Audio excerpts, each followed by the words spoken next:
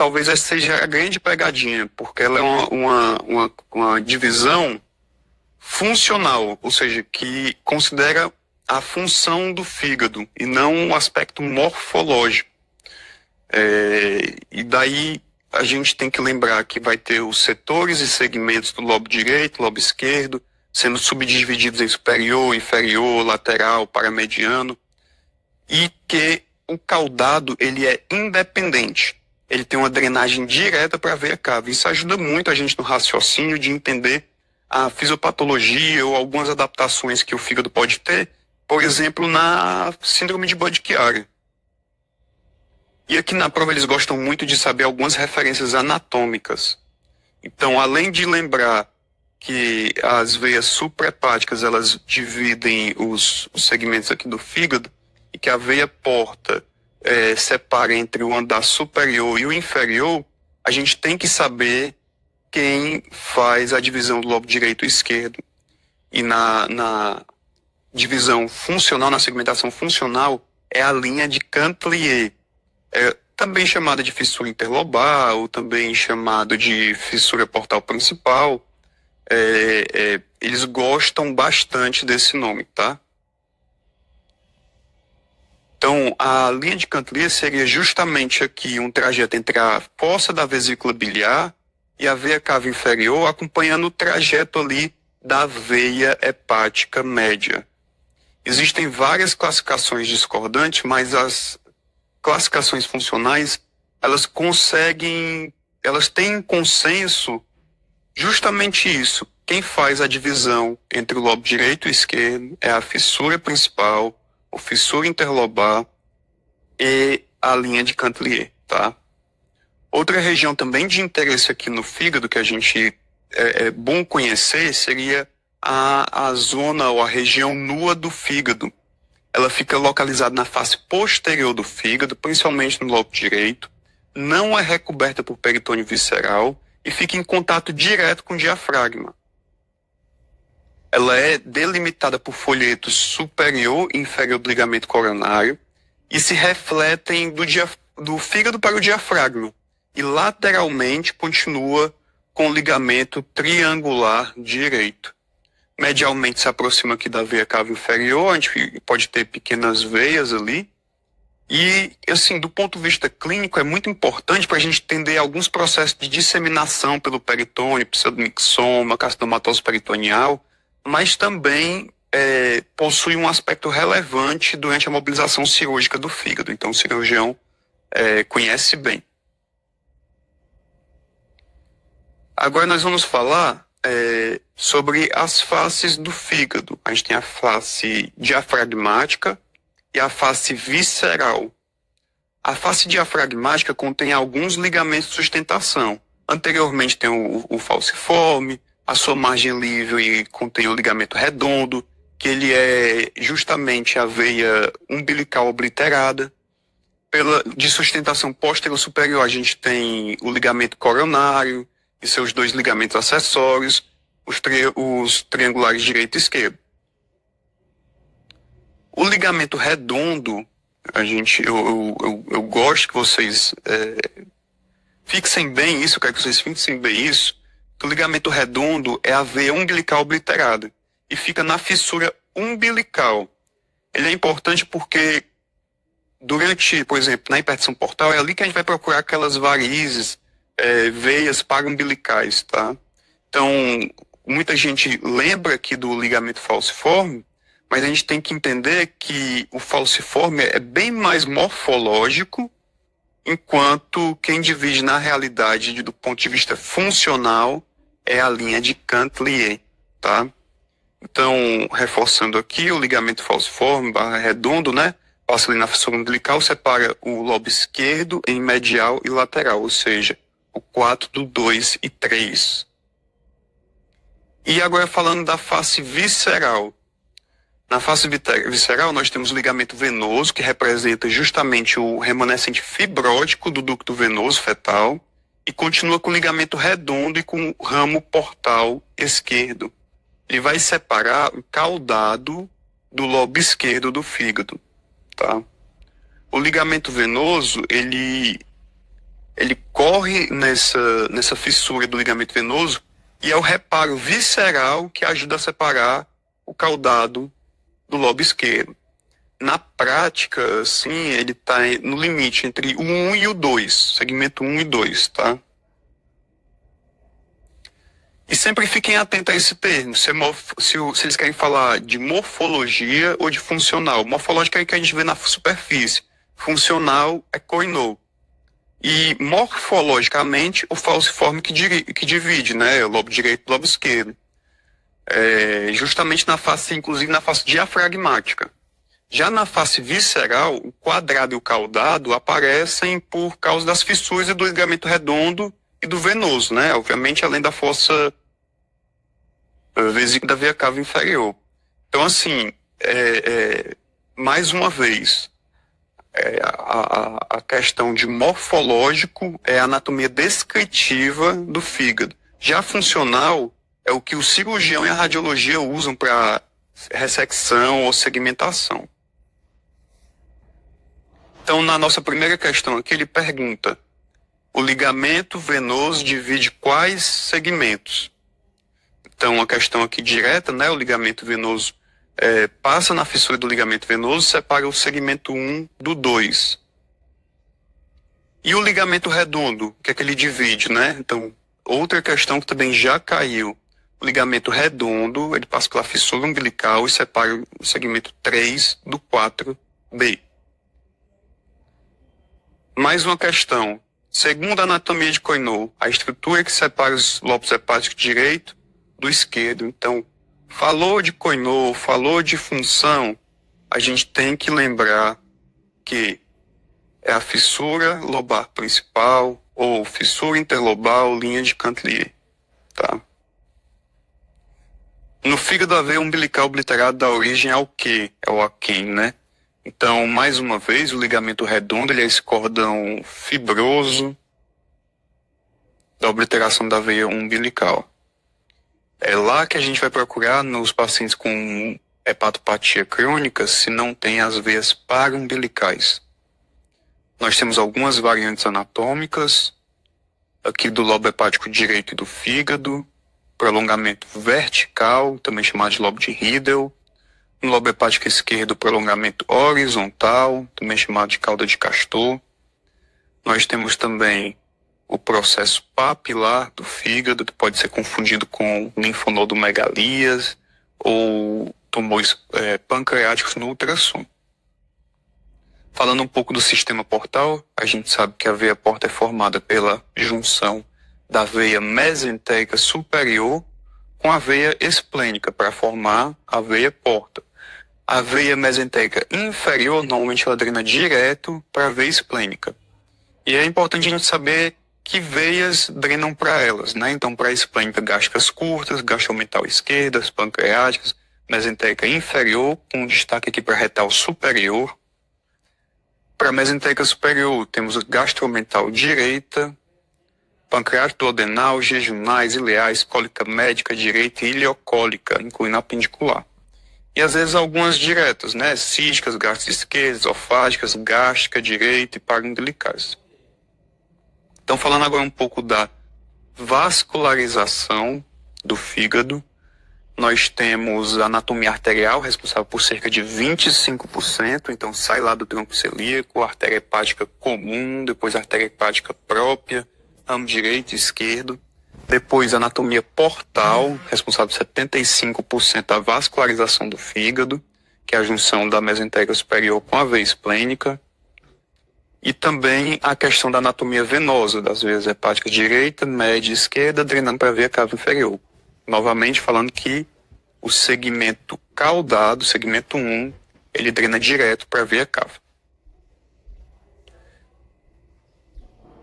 Temos também algumas variantes anatômicas da parte arterial, como a artéria hepática direita saindo direto da artéria mesentérica superior, ou à esquerda saindo direto da artéria gástrica esquerda, ou direita e esquerdas acessórias. Inclusive, normalmente quando é uma anomalia, uma variante anatômica da artéria hepática direita, ela é única. Então, a artéria hepática direita sai da artéria mesentérica superior e não tem mais nenhuma outra.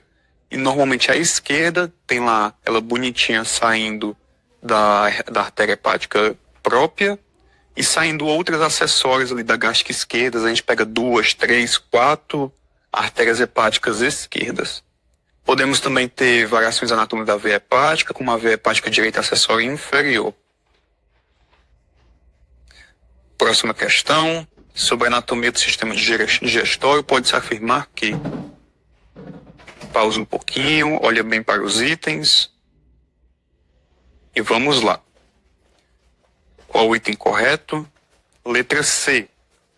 Por que as outras não estão corretas, né? Então, a artéria hepática ela não é responsável por 80% da irrigação do fígado, isso é a veia porta. A veia gástrica esquerda não conflui diretamente para a veia mesentérica superior. O seco, ele tem o suprimento sanguíneo predominante pela mesentérica superior. E a veia hepática média não é quem divide a 7 e a 8. Então, a cisterna do quilo, só para lembrar para vocês, é essa estrutura cística que fica aqui retrocrural, né? Atrás da crura diafragmática. Agora nós vamos falar um pouco da síndrome de Budd-Chiari. É uma obstrução do fluxo venoso hepático, tá? Às vezes hepático, às vezes cava inferior. Um terço dos casos é idiopático, mas pode ser também decorrente da membrana na veia, que é uma alteração congênita. Tromboses venosas relacionadas a síndromes trombogênicas, ou até mesmo inflamatório tumoral como tumor renal e CHC. Nos achados de imagem, nós podemos encontrar na fase aguda hepatosplenomegalia, o parênquima bem heterogêneo, o realce precoce ao redor da veia cava inferior e tardio na periferia hepática. Na crônica, nós encontramos o caudado hipertrofiado, nódulos de regeneração e ascite. Então, é muito conhecido o flip-flop, né, no Budd-Chiari. Então, nós temos áreas hiperrealçantes, precoces, mas que elas vão se tornando menos realçantes nas fases mais tardias. Isso é justamente pela congestão do fígado que causa esse distúrbio perfusional, tá? Aqui a gente vê a não contrastação das veias suprahepáticas. Então agora a questão 2018, CBR. No fígado, a veia umbilical obliterada dá origem a quem? Então a gente viu agora há pouco o ligamento redondo, ele é o cordão fibroso da obliteração da veia umbilical, tá? Então ele está aqui. E olha só, é junto dele que a gente procura sinais de percussão portal, por exemplo, na hepatopatia. A gente vê lá as veias paraumbilicais. Então, a resposta correta é item C. Nós temos algumas variantes anatômicas do fígado, como o prolongamento vertical do lobo direito, seria o lobo de Riedel, o prolongamento horizontal do lobo esquerdo, que alguns chamam de cauda de castor. Nós temos também o processo papilar do fígado, que pode simular tumores pancreáticos, linfonodomegalias. Falando agora um pouco do sistema porta, o sistema porta ele é formado pela junção da veia mesentérica superior com a veia esplênica. Eles formam a veia porta. Lembrando que a veia mesentérica inferior, normalmente ela drena direto para a esplênica. E quais são os principais pontos de drenagem de cada um, né? Então, a esplênica, eu gosto muito de lembrar vocês que vai drenar a mesentérica inferior, com destaque aqui para a retal superior. Já na drenagem da mesentérica superior, são diversas, mas entender que cólica média, direita, ileocólica, além de regionais, né? Pancreatoadenálica, costal direita. E algumas drenagens diretas, né? Então, às vezes a gente tem a veia cística, a veia gástrica esquerda, esofágicas, gástrica direita e paraumbilicais. E falando um pouco agora sobre a vascularização, a anatomia arterial do fígado é responsável por cerca de 25% da vascularização. A gente sabe que sai lá do tronco celíaco,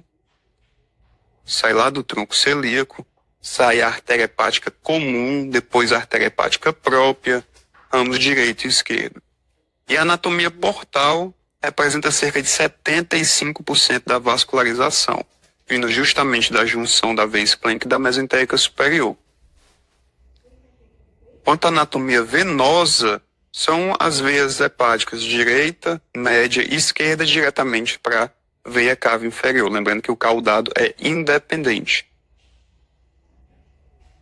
Existem algumas variantes anatômicas também da vascularização hepática. A gente pode ter, por exemplo, a artéria hepática direita saindo direto da mesentérica superior, a esquerda direto da artéria gástrica esquerda. Às vezes a gente tem artérias hepáticas direita e esquerdas acessórias. E também podemos ter da parte da veia hepática acessória, veia hepática direita acessória, aqui normalmente no aspecto inferior, segmento inferior. Da parte arterial, normalmente o que é à esquerda, normalmente é acessório. Se você está vendo só uma, olhe de novo o exame, que às vezes a gente encontra 2, 3 artérias hepáticas esquerdas. E normalmente quando é a direita, ela é única. Então, essas variantes anatômicas da artéria hepática direita, você vê ela nascendo ali do tronco hepato-mesentérico, ou diretamente da artéria hepática, da artéria mesentérica superior, e ela é única, não vem mais nenhuma do tronco celíaco ou de nenhum outro local. Então, agora, sobre a anatomia do sistema digestório, pode-se afirmar que, olhem para a questão, a artéria hepática própria é responsável por 80% do fígado. A veia gástrica esquerda geralmente conflui diretamente para a mesentérica superior. A cisterna do quilo está localizada à direita da aorta e posterior à crura diafragmática direita.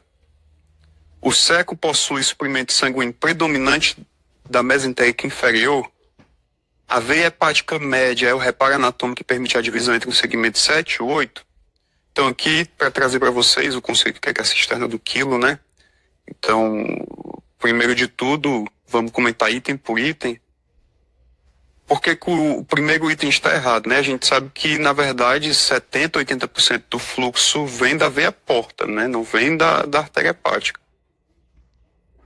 O item B, por que ele está errado? A veia gástrica esquerda geralmente drena diretamente na veia porta. O C é o correto. O D, o seco, é irrigado pela artéria mesentérica inferior, principalmente pelos ramos secais da artéria ileocólica. E o item E, a veia hepática média, marca ali a linha de Cantelier, separando o hemifígado direito e esquerdo funcionais. A divisão do segmento 7 e 8 ocorre no plano portal direito, divisão superior e inferior, não pela veia hepática média.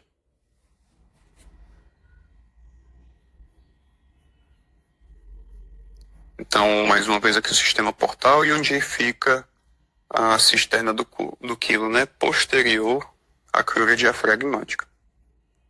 E agora falando aqui sobre a síndrome de Budd-Chiari, né? Uma obstrução do fluxo venoso hepático, ao invés de seguir o trajeto habitual, né? Que é para ser, que é pelas vias suprahepáticas para a veia cava inferior.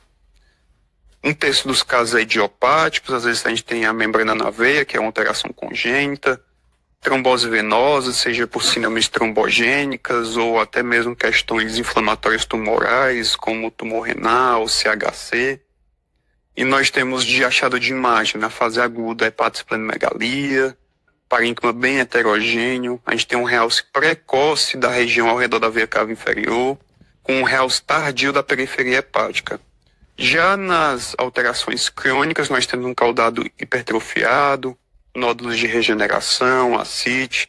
Então aqui a gente tem o famoso padrão de flip-flop, que é justamente esse padrão de perfusão típico da síndrome de Budd-Chiari, que nós temos as áreas hiperrealçadas precocemente, que podem se tornar hiporrealçantes nas fases mais tardias, enquanto as regiões congestas seguem sem realce progressivo, seguem com realce progressivo por retenção do contraste.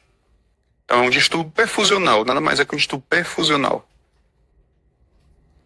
Não está passando no slide, passou agora. Então, aqui a gente vê a falha de contrastação das veias suprahepáticas. E na síndrome de Budd-Chiari, o lobo caudado está preservado e com dimensões relativamente aumentadas. O caudado, como ele drena diretamente para a veia cava inferior, por pequenas veias hepáticas, são próprias, por pequenas veias próprias dele, ele escapa dessa congestão e acaba hipertrofiando de forma compensatória. Uma hiperplasia, uma grande hiperplasia compensatória do segmento 1, devido ao resto do parênquima hepático não estar adequado. Então, agora falando um pouco de hipertensão portal, o diagnóstico é uma pressão portal acima de 12 milímetros de mercúrio. O calibre normalmente que a gente usa de corte pode ser a partir de 12 milímetros, 1,2 centímetros, veia esplênica também ectasiada.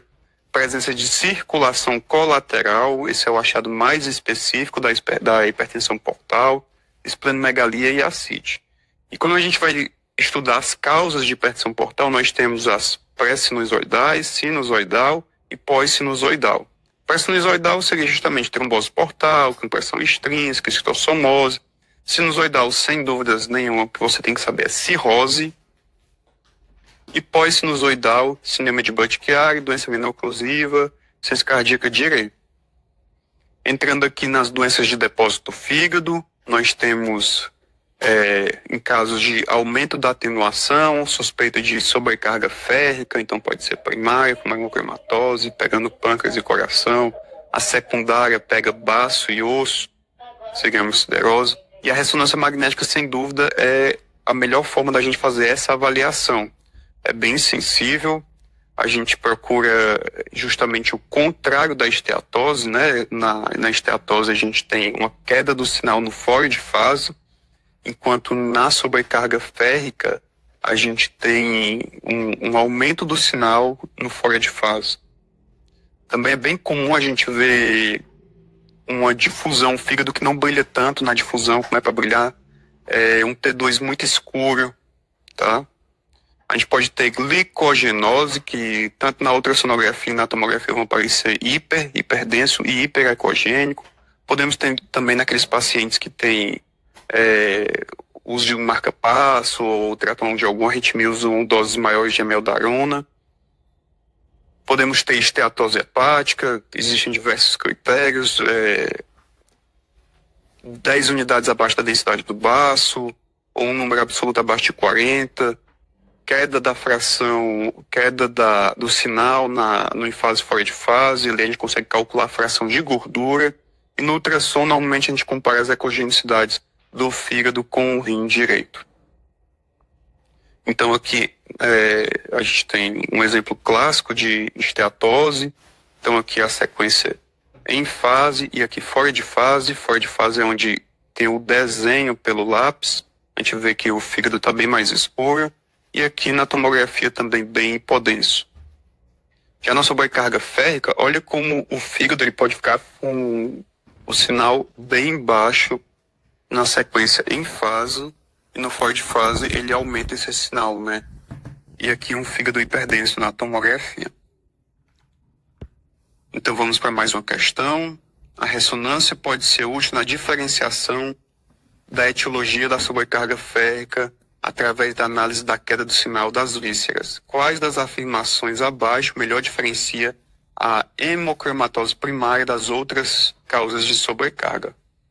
Então pensem um pouquinho, pausem um vídeo se for necessário para analisar cada item. Vamos em frente. Então, o primeiro item, né? Esse padrão sugere sobrecarga férrica secundária, porque o ferro se deposita primeiro no sistema retículo endotelial, comete fígado e baço precocemente. Na hemocromatose primária, geralmente o baço é poupado. Então, há queda do sinal do pâncreas pode ter queda do sinal em fases mais avançadas, tá? Também não é nada precoce. Sobre o item B, a alternativa também incompleta, ela não descreve corretamente o padrão de distribuição. Na hemocromatose primária, o cometimento típico é fígado e pâncreas, com baço preservado, mais uma vez. E o sinal do fígado apresenta queda de sinal bem antes do pâncreas, tá?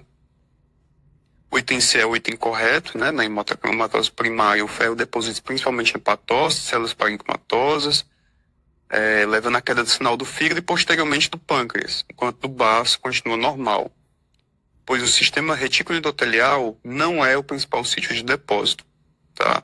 Então, quando a gente fala de primária, a gente não pensa no baço. Item D, por que está errado, né? Porque é tipo de sobrecarga férrea secundária, né? Então, depósito no sistema retículo endotelial.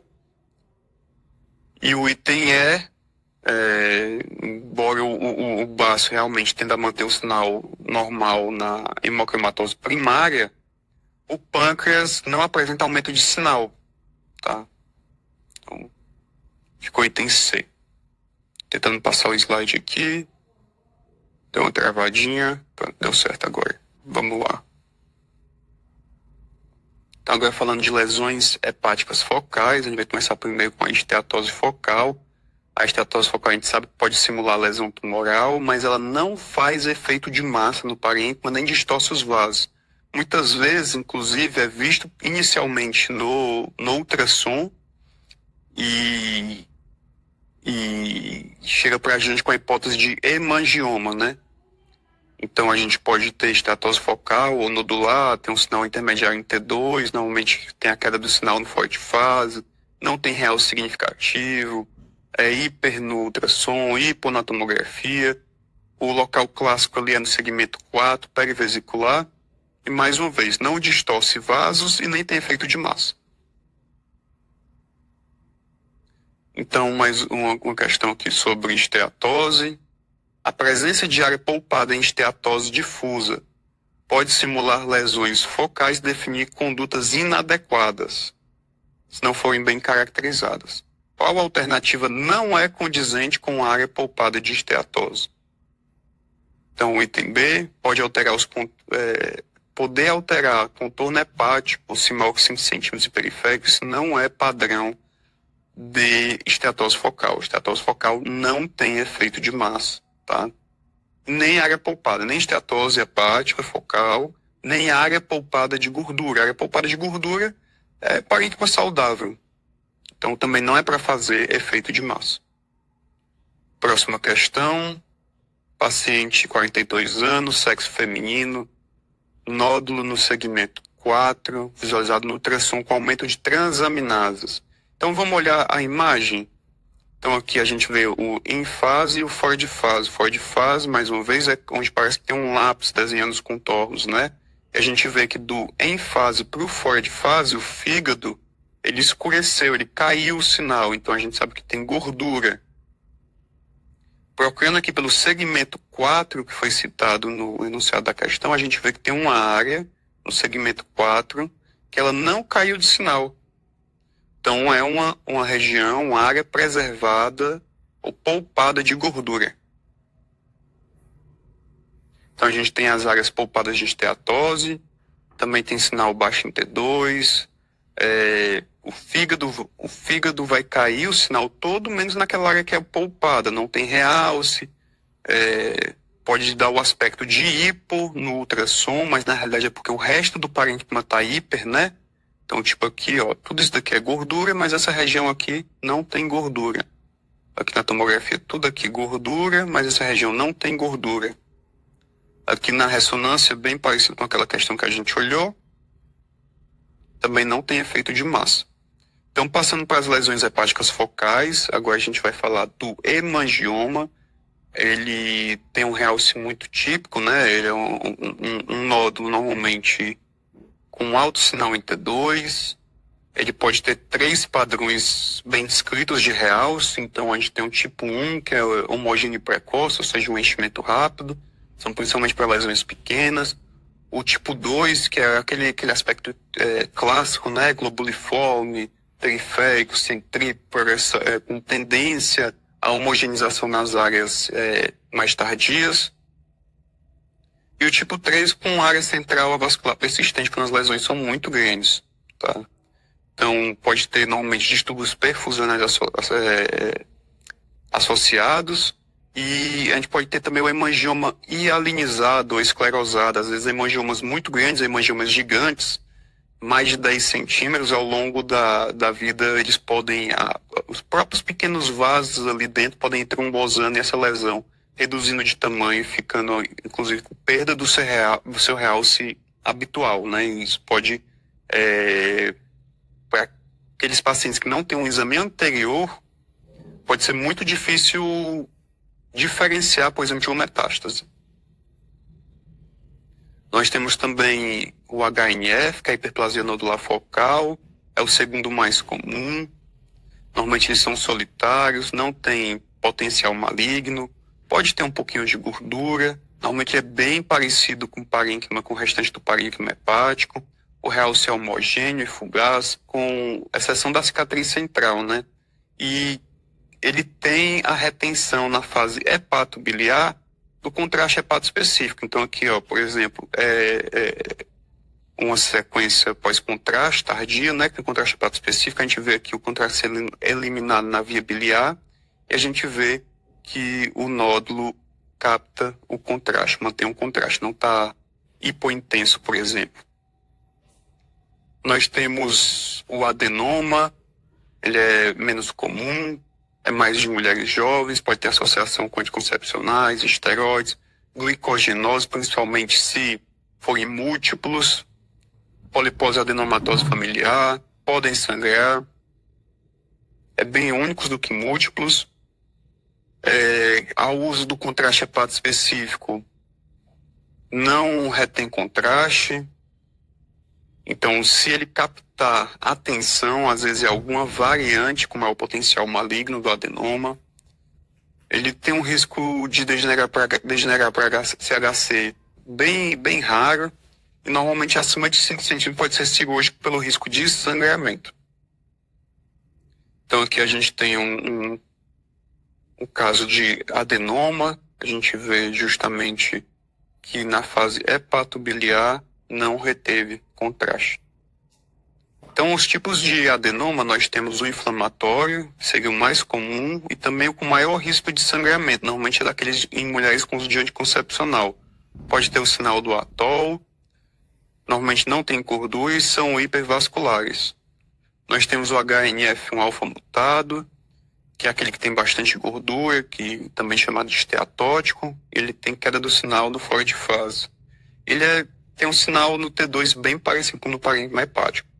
O beta-catenina, que é normalmente relacionado a homens em uso de anabolizantes, esse daqui não tem também, assim como o Sony, que eu não classificava, não tem imagem própria, né? Parâmetros radiológicos específicos, mas ele possui um maior risco de degeneração para CHC, para malignizar. Então aqui com bastante gordura, né? Em fase, fora de fase, mostrando bastante gordura dentro dessa massa. E aqui para mostrar o sinal do atol, esse halo aqui nessa lesão. Mais uma questão para a gente testar os nossos conhecimentos adquiridos. Ele quer o item correto sobre adenomas. Pausem, dêem uma olhada bem na questão em cada item. Então vamos lá. São sempre lesões esporádicas e sem correlação com síndromes metabólicas? Não, a gente viu isso que tem relação com glicogenólise, né? Ou então com o uso de anticoncepcionais, síndrome metabólica. B, HNF1 alfa mutado é o mais comum. A gente sabe que não é, né? E normalmente ele tem transformação maligna. E tem C, beta-catenina mutado, possui características específicas na ressonância? Não possui, assim como os outros que nós vimos, como o Sonic. E tem D, o adenoma subtipo inflamatório que representa maior risco de sangramento? Verdadeiro. E o item E, o HNF1 alfa mutado, é idêntico à hiperplasia nodular focal? De jeito nenhum, né? Então a gente sabe que um retém na fase o contraste hepato específicos, que seria o hiperplasia nodular focal, o HNF. Então, cuidado para não confundir na hora da prova adenoma HNF 1-alfa mutado do HNF, que é a hiperplasia nodular focal. Aqui um quadro de resumo das principais lesões hepáticas. E agora nós vamos começar a falar disso. Então, na cirrose nós podemos ter alterações morfológicas, não nodulares, né? Então, elas que ajudam a gente a caracterizar como um fígado cirrótico ou de hepatopata, né? Então, uma redistribuição volumétrica, um aumento do lobo esquerdo e caudado, a irregularidade do contorno pelos nódulos de regeneração, né? Os nódulos regenerativos, com fibrose. Então, todo aquele aspecto serrilhado que a gente fala é decorrente disso. A gente pode ter, por vezes, fibrose confluente, alargamento de espaço periportal. A gente sabe também que, devido a essa redistribuição volumétrica, a gente pode ter a impressão, né, uma ampliação da...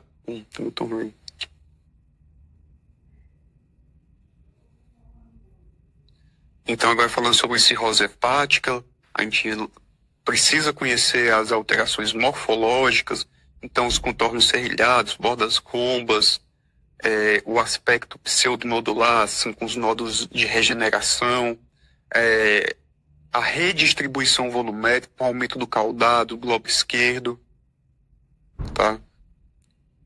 Então nós temos os nódulos de regeneração, eles são nódulos de parênquima hepático, então eles não são lesões hepáticas suspeitas ou algo nesse sentido. Eles não são hipervasculares, eles captam contraste hepatoespecífico, eles retêm na fase hepatobiliar o contraste hepatoespecífico, bem diferente dos nódulos displásicos, né, que eles já são uma lesão com uma celularidade, com displasia maior, e esses nódulos eles já são hipervasculares, porque eles não têm mais o predomínio de vascularização portal, e sim arterial devido à neoangiogênese, tá? Então, normalmente esses nódulos eles se enquadram no Liradis 3, a grande maioria deles. Eles vão ser hipervasculares, mas sem o Oxalas. Aqui só para mostrar um pouco da carcinogênese hepática, né? Ela é progressiva, passando desde o nódulo regenerativo, displásico, de baixo grau, de alto grau, com um foquinho de CHC bem diferenciado, depois moderadamente diferenciado. Olha o aspecto de um nódulo dentro de nódulo, né? E depois um CHC menos diferenciado. Lembrando que, se tiver hepatite B, pode ter CHC sem cirrose. Como é que o CHC pode se apresentar, né? Então, ele tem um sinal alto, intermediário em T2, pode ter esse aspecto de nódulo dentro de nódulo, né? Que são focos de CHC dentro de um nódulo de regeneração, um nódulo displásico. Normalmente ele é hipervascular, com fluxo rápido, forma pseudocápsula, pode ter gordura e normalmente não mantém, não capta, não retém o contraste hepatoespecífico. Então aqui o nódulo hipervascular com Oshalt, pseudocápsula, sinal alto em T2. Falando sobre o Liradis, que é a estratificação de risco daquela lesão CCHC, o 1 e o 2 são benignos, o 3 é uma probabilidade intermediária de CHC, então nódulos displásicos entram aqui. Liradis 4 seria o provável CHC, esses casos eles fazem biópsia antes do tratamento, e os CHC eles estão autorizados a fazer tratamento sem biópsia, tá? E os critérios para o Liradis é justamente isso, um real supervascular, o washout, a pseudocápsula, e também qual o tamanho, está crescendo, ou se realmente há um nódulo novo em relação a um estudo anterior.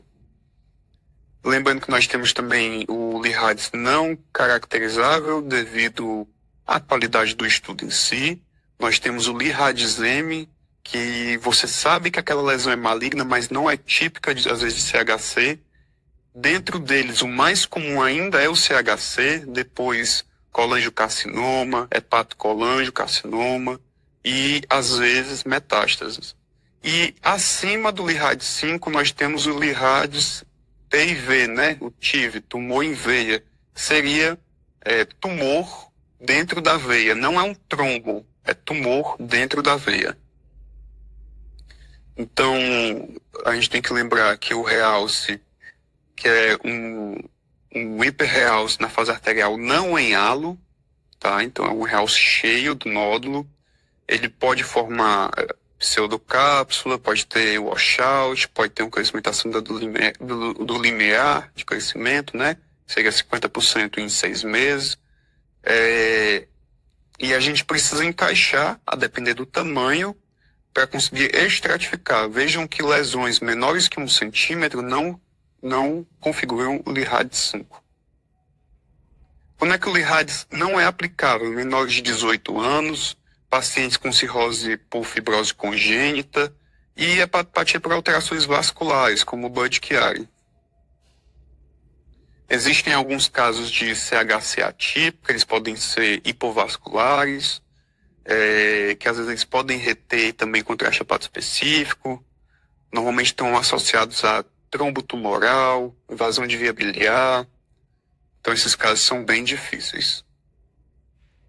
Existem também os critérios de Milão para saber se aquele paciente é candidato a um transplante hepático.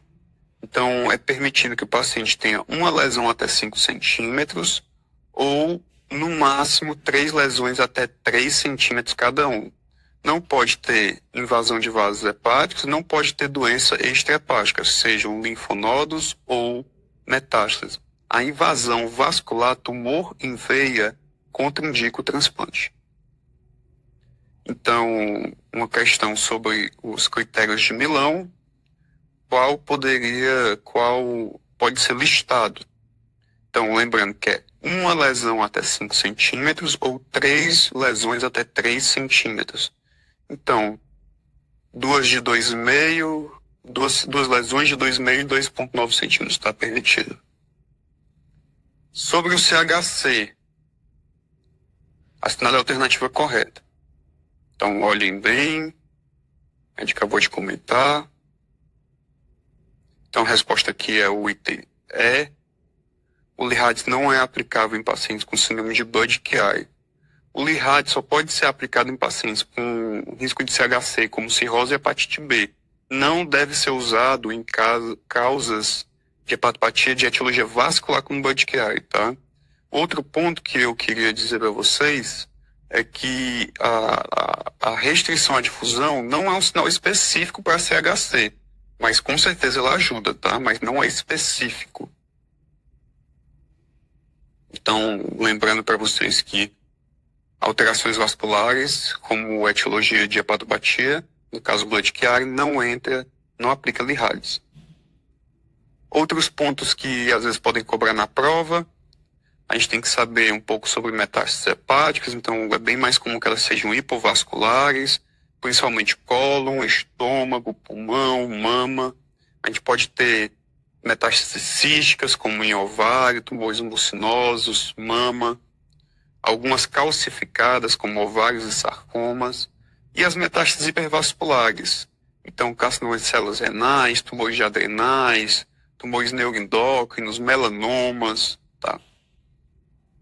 Temos também as lesões císticas, como o cistoadenoma biliar, acomete mais mulheres de meia idade, ele é um cisto verdadeiro de epitélio biliar, ele tem um potencial remoto de malignização, normalmente eles são uniloculados, mas podem ser multiloculados de paredes finas, conteúdo de hiperdência, às vezes calcificações, e geralmente no lobo esquerdo.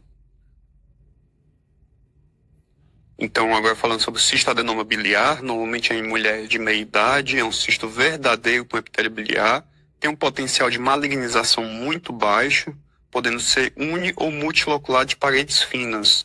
Pode ter calcificações e é mais comum no lobo esquerdo.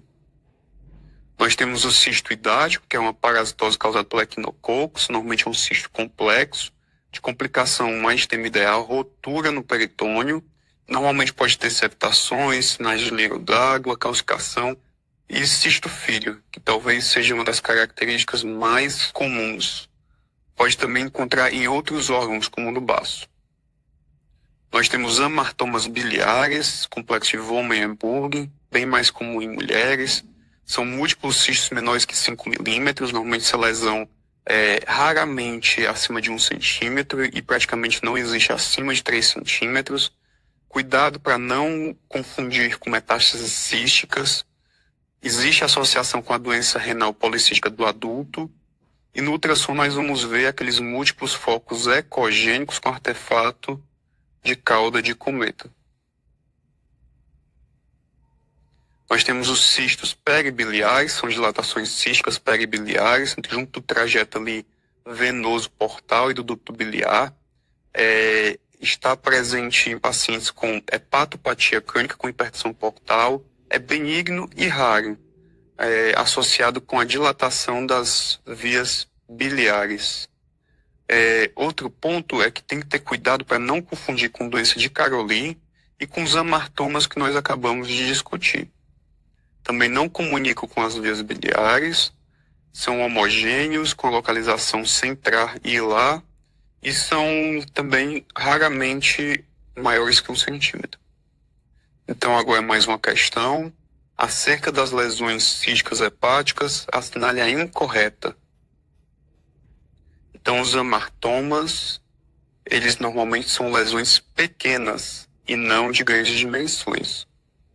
Então, só para lembrar que os cistos peribiliares, eles são associados no contexto de hepatopatia crônica com hipertensão portal.